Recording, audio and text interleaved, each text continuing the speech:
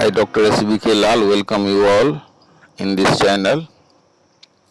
इस चैनल में आपका बहुत बहुत स्वागत है। मैंने निर्णय लिया है मैं कोशिश करूंगा कि +2 से संबंधित मतलब 11वीं 12वीं साइंस से रिलेटेड जितना भी फिजिक्स केमिस्ट्री बायो में कुछ मटेरियल्स है इस पर वीडियो अपलोड करूं। आज आपके सामने लेकर के आया हूं कूलम्ब्स लॉ। बहुत ही इम्पोर्टेंट टॉपिक है। इसमें आप देखेंगे कि 2 पॉइंट चार्जेज होता है। एक चार्ज हमारा Q1 है और दूसरा चार्ज हमारा Q2 है। आप देख रहे हैं ना कि एक चार्ज हमारा Q1 है और दूसरा Q2 है और कितना दूरी पर है तो r दूरी पर है। तो कूलम्ब जो वैज्ञानिक हुए, बहुत महान वैज्ञानिक हुए, उन्होंने ये 2 चार्ज को लेकर के बहुत सारा एक्सपेरिमेंट किए। ये चार्ज के बीच में जो कुछ दूरी पर रख करके कि दोनों के बीच में कितना बल लगेगा, इसी पर कूलम्ब फोर्स है। तो अगर हम कूलम्ब फोर्स की बात करें तो हम कह सकते हैं कि Coulomb's law states that the force between the two charges, and if one charge is Q1 and another charge is Q2 and that very charge is apparted at the distance r, or we may say that the distance between the two charges Q1 and Q2 is r, then according to Coulomb's law the force is proportional to the product of their charges and inversely proportional to the square of the distance. और अगर इस हिसाब से कहें थोड़ा सा और अच्छा से तो हम कह सकते हैं the mutual electrostatic force between 2 point charges Q1 and Q2 is proportional to the product Q1 Q2 and inversely proportional to the square of the distance r at which they are aparted to each other. इसको और भी simple भाषा में अगर कहें तो हम कह सकते हैं the force between 2 point charges is directly proportional to the product of the charge and inversely proportional to the square of the distance. इस हिसाब से इसको हम समझ सकते हैं कि हमारा मतलब 2 पॉइंट चार्ज है। एक हो गया हमारा Q1, दूसरा हो गया Q2 और दोनों के बीच में कितनी दूरी है, r दूरी पर ये चार्ज है। तो कूलम्ब के हिसाब से ये जो फोर्स दोनों के बीच में लगेगा ये दोनों चार्ज के प्रोडक्ट के प्रोपोर्शनल होगा। हिंदी में समझें तो हम कह सकते हैं कि हमारा 2 चार्ज हो गया। एक चार्ज है हमारा Q1 और दूसरा चार्ज हो गया Q2। अब ये चार्ज कैसा है तो ये हमारा पॉइंट चार्ज है। तो दोनों के बीच में कितना फोर्स लगेगा तो ये फोर्स जो है दोनों चार्ज के गुणनफल का समानुपाती होगा, मतलब proportional to the product of the charges. तो दोनों का प्रोडक्ट कितना हो जाएगा, और Q1 और Q2 को गुना कर देंगे तो ये हो गया हमारा प्रोडक्ट। तो F is proportional to Q1 Q2 और दोनों के बीच में कितना डिस्टेंस है r। तो कूलम्ब लॉ का सेकेंड पार्ट कहता है कि inversely proportional to the square of the distance. तो डिस्टेंस हो गया r, तो इसका स्क्वायर कितना हो गया r स्क्वायर, तो इसका इन्वर्सली प्रोपोर्शनल हो गया फोर्स। तो हम लिख सकते हैं F is proportional to 1/r square. इसको हम ऐसे भी पढ़ सकते हैं कि F is inversely proportional to r square, या इसको हम पढ़ें तो ऐसे पढ़ सकते हैं F is proportional to 1/r square. अब दोनों इक्वेशन को मिला दीजिए तो हमारा इक्वेशन हो जाएगा F is proportional to Q1 Q2/r square. आज जब इसको हम बराबर करने की बात होगी कि तो इसको कांस्टेंट से गुना करना पड़ेगा फोर्स को। तो ये हमारा इक्वेशन हो जाएगा F is equal to K Q1 Q2/r square. और K का वैल्यू कितना है तो K का वैल्यू है 1/4πε0। तो इस हिसाब से हमारा इक्वेशन हो जाएगा F is equal to 1/4πε0 Q1 Q2/r square. अब K का वैल्यू कितना है तो K का वैल्यू है 9 × 10⁹ न्यूटन मीटर स्क्वायर पर कूलम्ब स्क्वायर। और ε0 का वैल्यू कितना है तो ε0 का वैल्यू है 8.85 × 10⁻⁻12 कूलम्ब स्क्वायर पर न्यूटन पर मीटर स्क्वायर। इस हिसाब से हम इसको समझ सकते हैं कि मतलब ये हमारा कूलम्ब फोर्स जो होगा कैसे दोनों चार्ज के गुणनफल का समानुपाती होगा और उनके बीच की दूरी के वर्ग के व्युत्क्रमानुपाती होगा। अंग्रेजी में बोलें तो proportional to the product of their charges and inversely proportional to the square of their distance, or square between the distance, square of the distance which is at which the both charges is aparted to each other. इस हिसाब से हम इसको समझ सकते हैं। अब इसको लिखने का एक दूसरा है मेन तरीका है, इसको हम वेक्टर फॉर्म में जब लिखते हैं तो हमारा हो जाता है F21 is equal to KQ1 Q2 upon R21। उसको हम गुना कर देते हैं R21 से। अब इसमें अलग अलग टर्म को समझ लीजिए। F21 क्या है, तो F21 is the force on Q2 due to Q1। अगर हम F12 लिखते तो इसका मतलब क्या हो जाता, उसका मतलब हो जाता F12 is the force between force on Q1 due to Q1।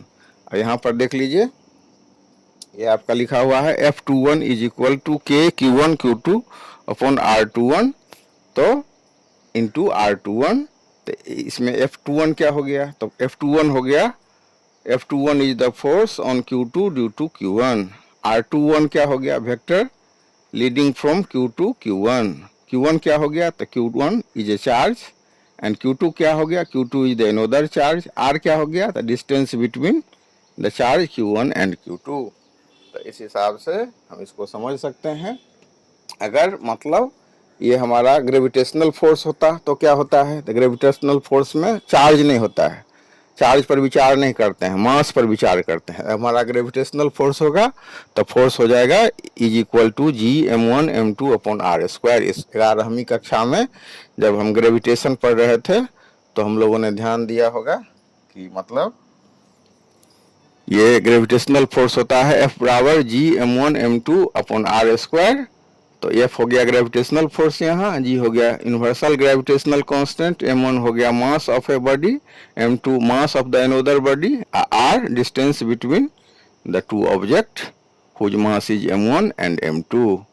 और इस हिसाब से हम समझ सकते हैं।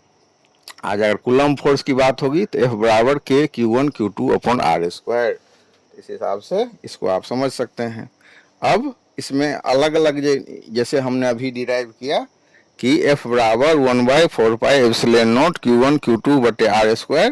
तो इसमें अलग अलग जो टर्म है उसको समझ लीजिए। तो अलग अलग टर्म कौन सा है, तो अलग अलग टर्म हो गया इसमें F, ये जो इक्वेशन है F बराबर 1/4 pi epsilon not Q1 Q2 R square. तो इसमें F क्या हो गया, तो F हो गया कूलम्बियन फोर्स या कूलम्ब फोर्स भी इसको बोलते हैं।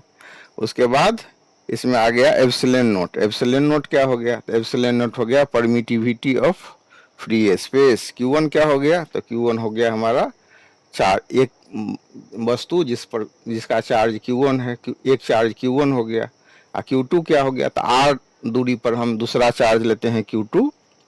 तो Q1 is a charge and Q2 is the another charge which is situated at the distance of R। तो इस हिसाब से हम इसको समझ सकते हैं। उसके बाद एक टर्म आया है इसमें K, तो K क्या हो गया, तो K is called constant of proportionality. उसके बाद इसको हम जब वेक्टर फॉर्म में लिखते हैं तो वेक्टर फॉर्म में क्या हो जाएगा, F21 बराबर KQ1 Q2 upon R21 into R21। तो F21 क्या हो गया, तो F21 is the force on Q2 due to Q1। R21 क्या हो गया, तो R21 vector leading from Q1 to Q2, मतलब चार्ज Q2 से Q1 के तरफ जो वेक्टर लीड कर रहा है, तो ये हो गया हमारा R21। तो इस हिसाब से हम इसको पूरा समझ सकते हैं। फिर से इसको ध्यान दे दीजिए, इसी को समझेंगे तभी हम परमिटिविटी को समझ सकते हैं। परमिटिविटी के लिए हम अलग से वीडियो बनाएंगे, वीडियो को पूरा अंतिम तक देखिए। हम उम्मीद कर रहे हैं इससे आपका पूरा कंसेप्शन क्लियर हो जाएगा कूलम्ब्स लॉ को। तो वीडियो को पूरा देखिए और उसके बाद चैनल को लाइक शेयर और सब्सक्राइब करें ताकि मैं जो भी वीडियो इस पर अपलोड करूंगा आप तक पहुंचे। तो इसको फिर से देख लीजिए। इसमें अगर सिंपल वे में इसको समझते हैं तो सीधा है कि the force between two charges Q1 and Q2 is proportional to the product of the charge and inversely proportional to the square of the distance। मतलब हम दो बिंदु आवेश लेते हैं, तो ये जो दो बिंदु आवेश है इसका नाम क्या है, तो एक बिंदु आवेश का नाम है Q1, आप देख रहे हैं। दूसरा चार्ज है Q2, कितना दूरी पर है ये, तो R दूरी पर है। तो अगर हम हिंदी में समझें इसको तो हम समझ सकते हैं कि एक आवेश हमारा Q1 है, दूसरा आवेश हमारा Q2 है, और दोनों बिंदु आवेश है, और दोनों कितना दूरी पर है, तो देख रहे हैं ना, दोनों एक दूसरे से R दूरी पर है। तो R दूरी पर है तो क्या होगा, इसके बीच में कितना बल लगेगा, यही दोनों के बीच में जो बल लग रहा है इसी को हम बोलते हैं कूलम्ब्स बल, कूलम्ब बल। तो कूलम्ब बल जो आपको लग रहा है यही होता है कि दोनों आवेश के गुणनफल का समानुपाती होता है। तो दोनों आवेश का गुणनफल कितना हो गया, Q1 और Q2 हो गया दोनों का गुणनफल। Q1 को Q2 से गुना करेंगे तो क्या होगा, Q1 Q2 हो जाएगा ना।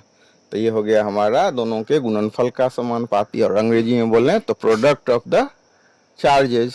तो प्रोडक्ट ऑफ द चार्जेज हो गया Q1 Q2, और दूरी के वर्ग के व्युत्क्रमानुपाती। तो दूरी कितना है R, तो R का वर्ग कितना हो गया R², ठीक है। हिंदी में बोलें तो वर्ग हो गया, अंग्रेजी में बोलें तो स्क्वायर हो गया। तो दूरी के बीच के दूरी के वर्ग के व्युत्क्रमानुपाती होता है। तो इस हिसाब से हो गया हमारा पहला इक्वेशन बनेगा F is proportional to Q1 Q2 is inversely proportional to R²। दोनों को मिला देंगे दोनों इक्वेशन को, तो हो जाएगा हमारा F is proportional to Q1 Q2 upon R²। और उसके बाद फिर इसको बराबर करने के लिए कांस्टेंट से गुना करना पड़ेगा। तो हमारा इक्वेशन का जो फॉर्म हो जाएगा F बराबर के Q1 Q2 अपॉन R²। और यहाँ पर जो ये कांस्टेंट है इसको बोलते हैं कांस्टेंट ऑफ प्रोपोर्शनलिटी, और वेक्टर फॉर्म में लिखें तो यही इक्वेशन हो जाएगा हमारा F21 बराबर के Q1 Q2 upon R21 into R21